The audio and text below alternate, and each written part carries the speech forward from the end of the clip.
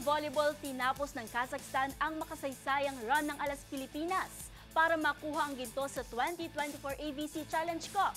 Tinalo ng malalaking kalaban ang Nationals in 3 sets. At ngayon, umaasa ang Alas na makuha ang bronze medal laban naman sa Australia. Ang buong detalye alamin sa report na ito.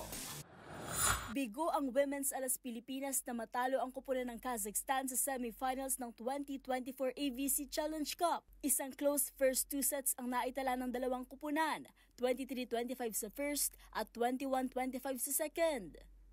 Pero pagdating sa third, dito na tuluyang dinomina ng Kazakhstan ang Nationals, ending their finals hope at 14-25.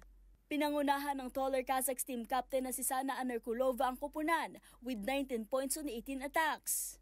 Habang ang magic bunot na si Ara Paniki naman ang nanguna sa Alas with 14 points, Angel Canino with 9 and Cici Rondina with 8. Bagamat hindi naging problema ang attack para sa Nationals, naging malaking tinik naman ang matinding depensa ng malalaking kalaban. Idagdag pa dyan ang ilang errors which gave away 20 points. Sa kabila nito, naging maganda pa rin ang ipinakita ng Alas, even cutting down a 21-10 deficit to just 1 point in the first set. Sunod na makakaharap ng Alas Pilipinas mamaya ang Australia, na una na nilang natalo sa Pool A para sa bronze medal.